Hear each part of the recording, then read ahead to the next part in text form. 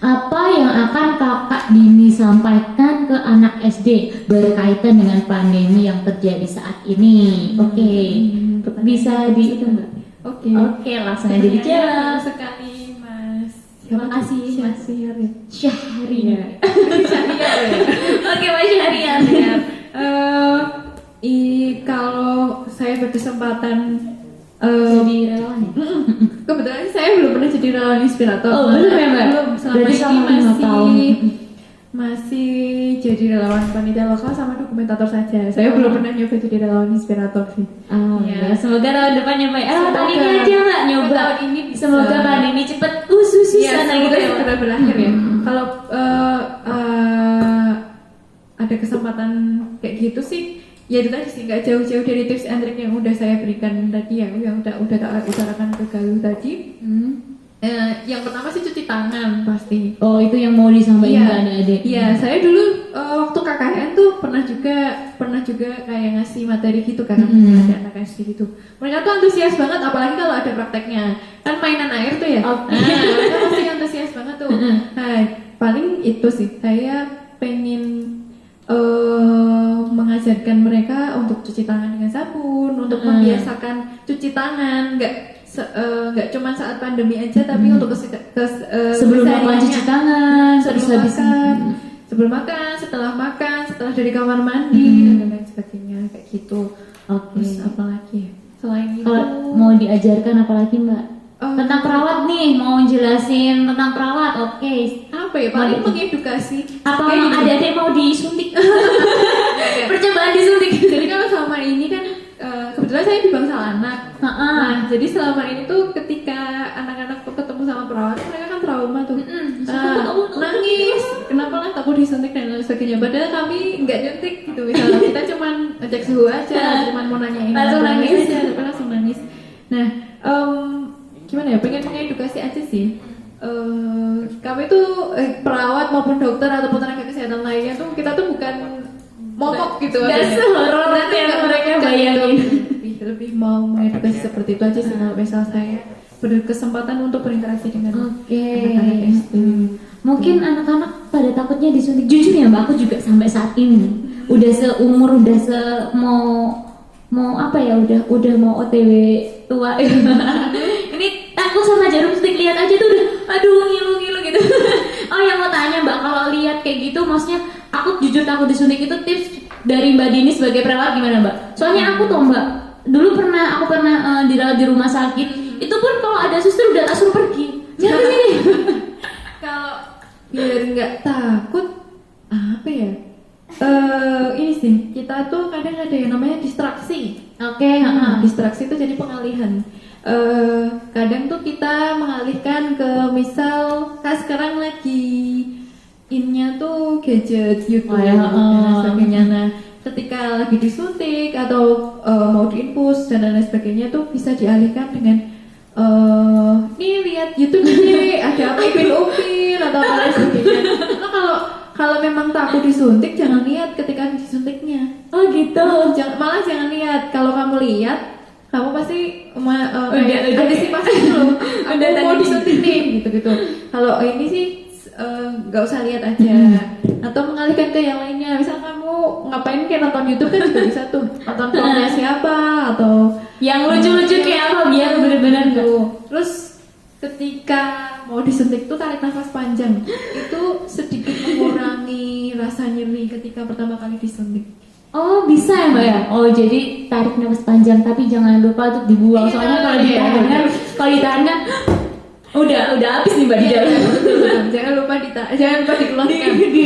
Jangan ditahan terus. Terus itu bisa mengurangi nyeri yang dirasakan. Oh iya.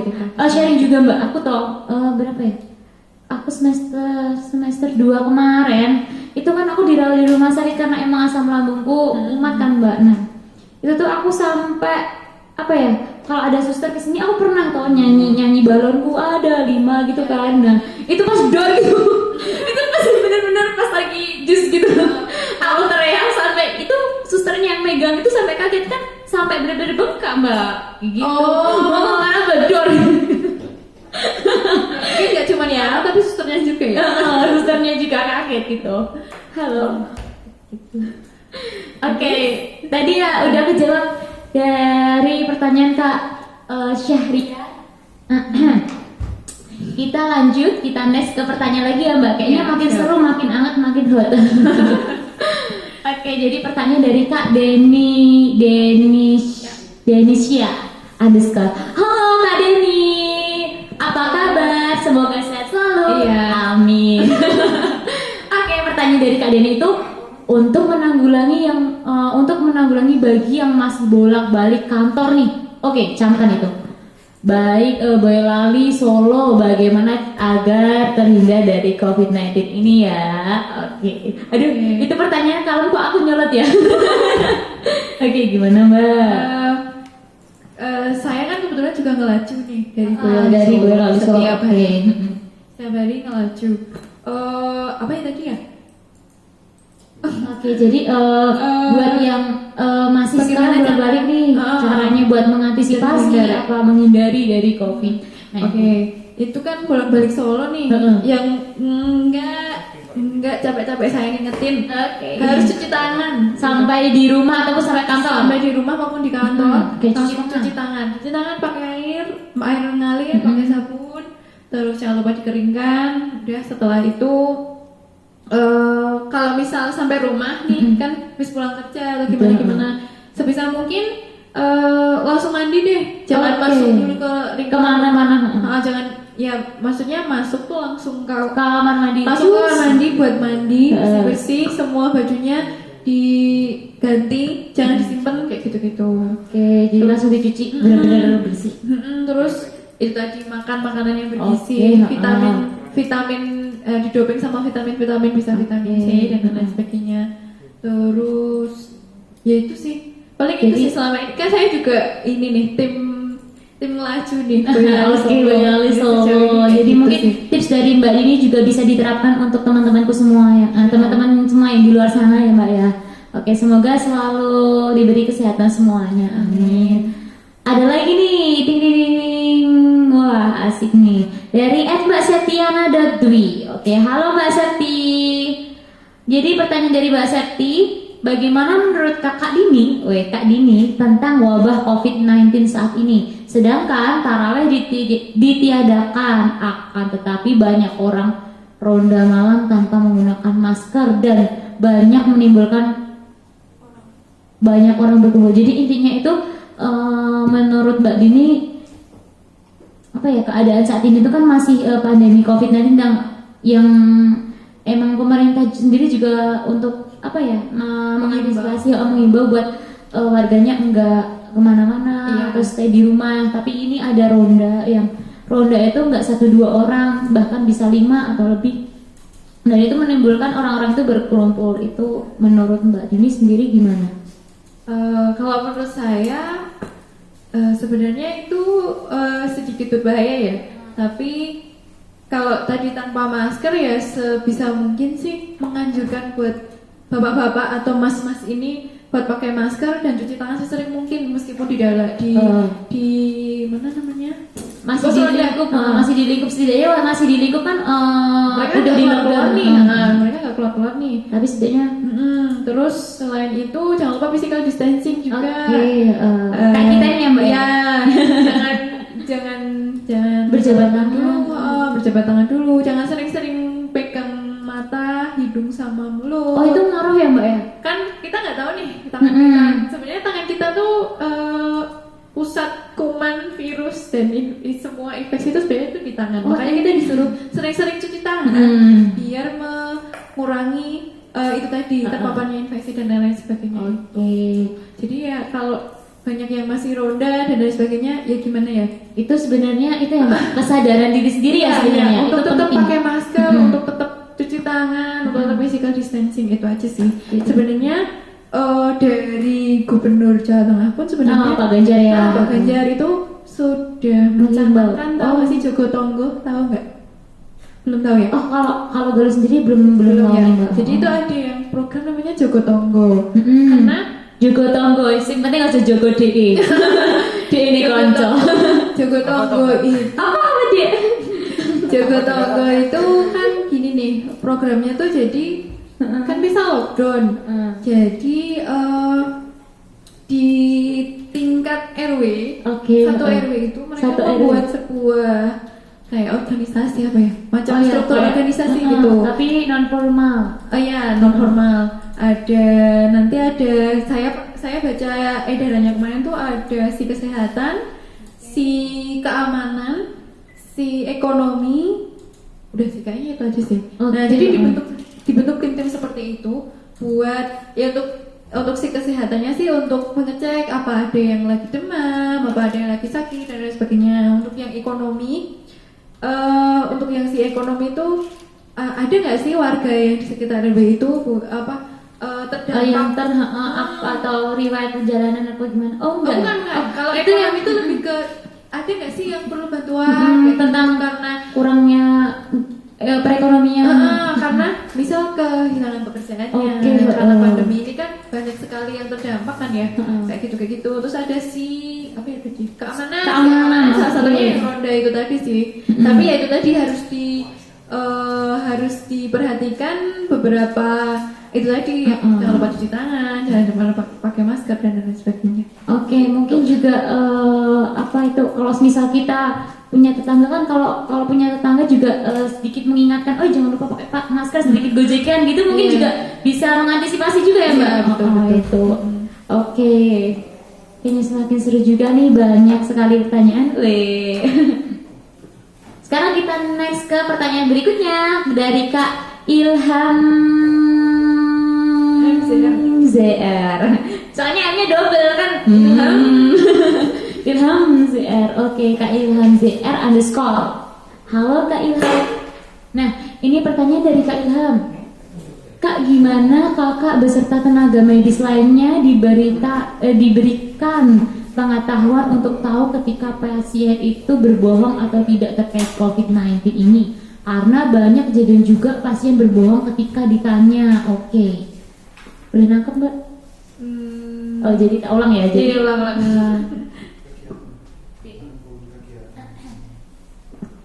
Oke, jadi pertanyaannya tadi gini, dari Mbak Dini dan tim medis lainnya nih, itu diberikan pengetahuan gimana sih kakak beserta tim medis lainnya caranya memberikan pengetahuan untuk tahu ketika pasien itu berbohong atau tidak. Jadi biar Mbak Dini itu tahu pasien itu berbohong apa enggak, itu Mbak Dini udah dikasih bekal yang seperti apa gitu Mbak? Oh ya, kalau di rumah sakit saya sendiri sekarang tuh kan kayaknya hampir semua rumah sakit sih ada ketika masuk di IGD, instalasi gawat darurat atau unit gawat darurat itu kita tuh langsung ada kayak lembar screening COVID.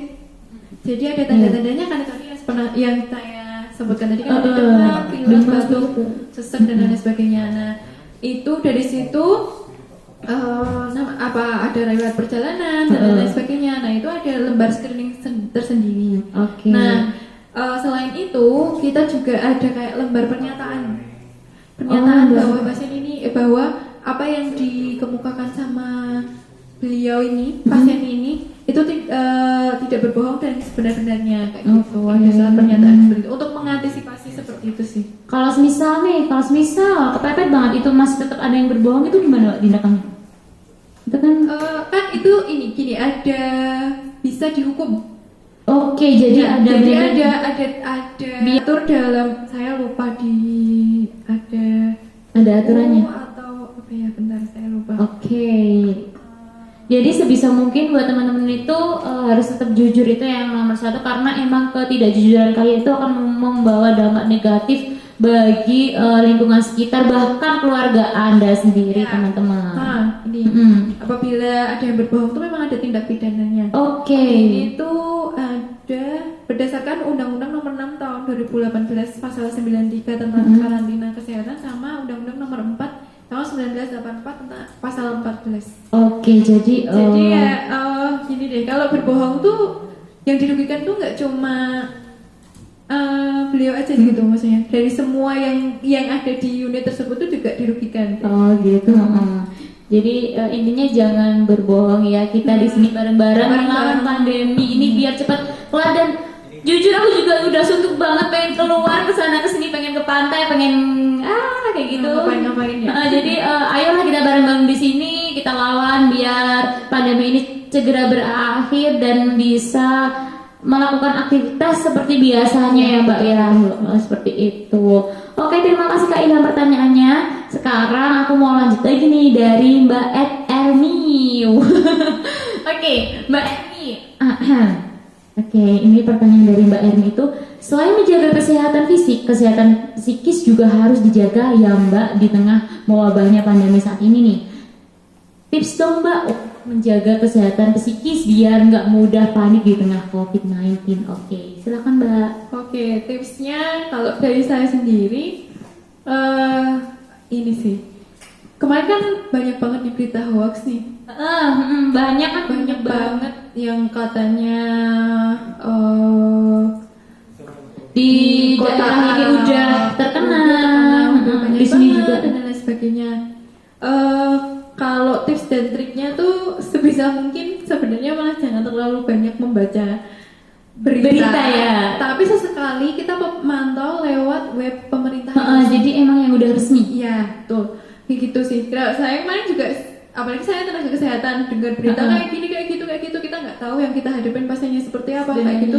Saya kemarin juga sempat panik nih, tapi perlahan-lahan saya agak ngurangin baca-baca tentang berita itu, tapi sesekali saya ngecek tentang kayak kasus PDP itu berapa sih, misalnya di Boyolali sendiri nih PDP sudah berapa, ODP-nya sudah berapa, terus ternyata sudah ada yang positif berapa, kayak gitu sih. Lebih pintar-pintar nyaring aja sih, kayak gitu. Pintar nyaring informasi ya Mbak ya.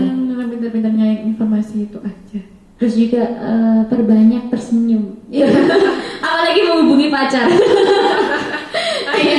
Atau iya sih, biar kita juga semangat gitu.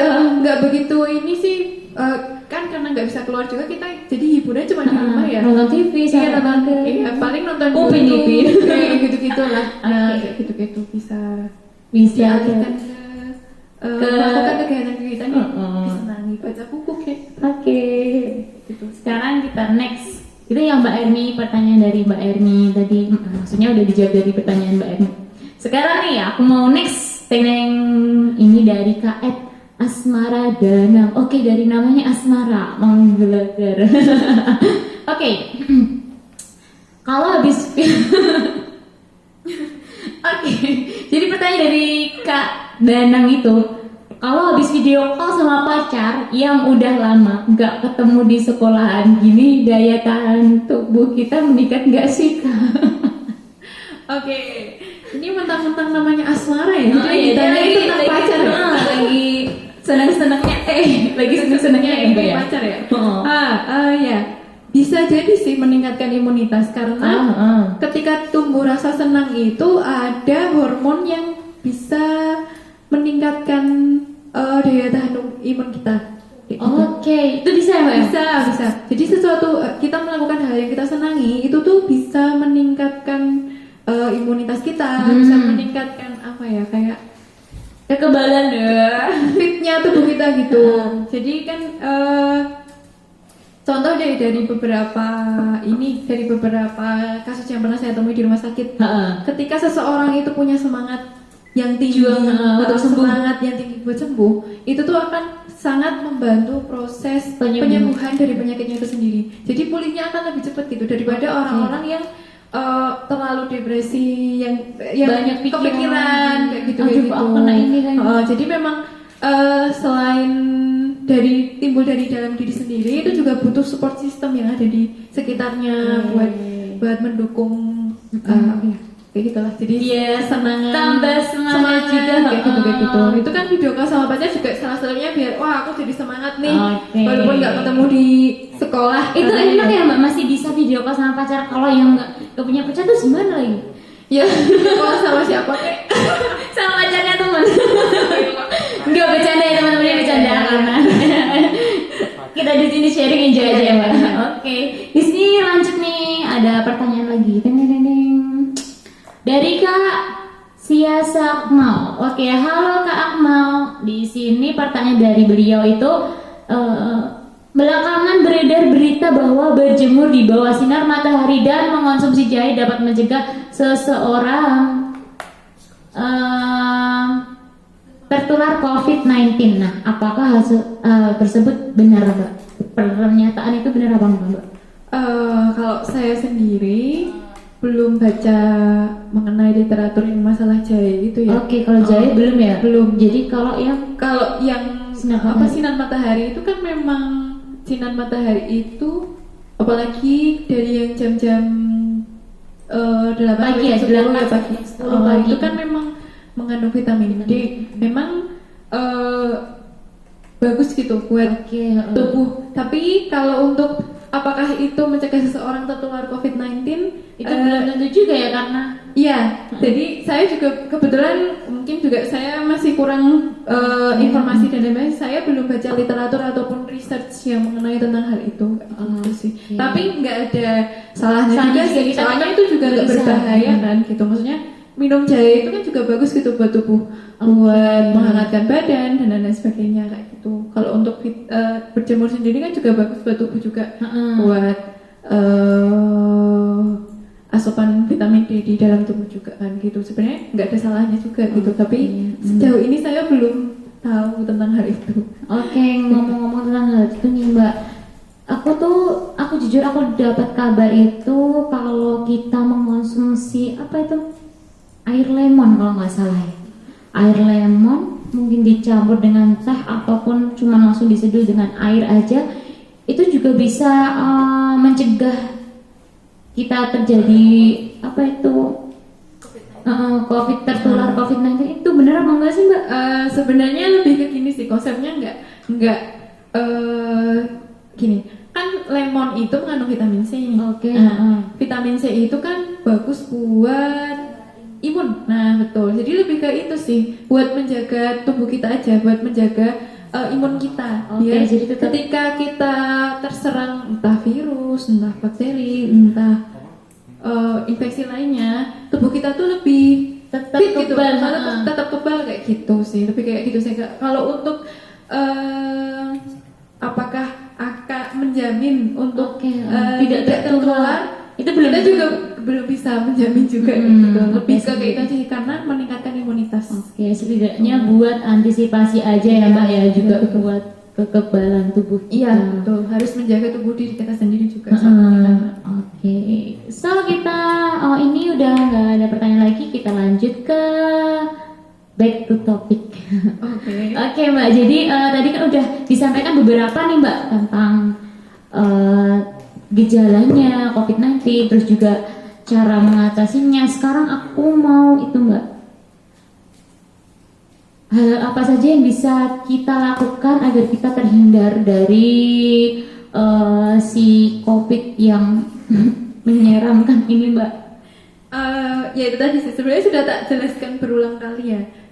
Itu tadi, yang pertama jangan lupa cuci tangan, pakai sabun itu tadi, pakai sanitizer, jangan lupa pakai masker. Saya nggak pakai masker sih sekarang, maskernya di tas. Jadi katanya nggak boleh pakai masker waktu live, ya udahlah. Terus selain itu jangan apa namanya pakai masker, jangan lupa makan makanan yang bergizi. Terus bisa didoping dengan vitamin ataupun minum-minuman kayak minum lemon, minum air apa sih, infused water ya kayak gitu ya. Gitu. Terus selain itu jangan sering-sering pegang muka, mata, mulut. Terus habis itu jangan lupa physical distancing. Jaga jarak. Jaga jarak dulu. Jangan ketemu pacar dulu, apalagi pacarnya yang rumahnya di luar kota. Terus sebisa mungkin menghindari yang zona merah. Kayaknya di Bali juga udah merah. Iya sih, iya. Terus selain itu apa lagi ya? Tangan dan lain sebagainya. Oke, olahraga. Rutin olahraga. Itu tadi tips dari Kak Dini. Kita next nih ke materi berikutnya. Ke topik berikutnya. Masih seputar pandemi COVID yang menyebabkan kita work from home, ya, WFH atau kerja dari rumah nih Mbak. Oh iya Mbak, ngomong-ngomong work from home, mungkin kan di sini banyak yang apa itu disuruh belajar dari rumah, kerja dari rumah, mungkin kan bikin kepala sampai tuing-tuing, sampai aduh sebenarnya itu online tuh sebenarnya emang susah ya, lebih susah daripada kita bertatap langsung. Bertatap aja kita pusing, apalagi kayak gini. Ya curhat, maaf, saya suka curhat. Nah itu Kak, tolong kasih tips dong Mbak, tips sama trik sama tips biar kita tetap apa ya, stay kalem menghadapi pandemi ini, gimana aja Mbak? Tips and trick buat stay kalem. Stay kalem saat work from home WFH nih. Stay kalem apa ya? Biar kita tetap apa ya, istilahnya bisa WFH dengan Nanti yang gembira. riang gembira, karena mungkin jujur aku juga udah pusing banget Mbak, semua serba online kayak gini online gitu. Apa ya? Soalnya ini sih paling biar tetap nggak bosen gitu kan ya di rumah kan ya. Kalau untuk mahasiswa kan pasti banyak tuh kuliah online. Banyak tugasnya sampai numpuk ya Allah. Mungkin bisa apa ya, kayak cari hiburan kali ya, Cari hiburan ya. Lebih ke cari hiburan.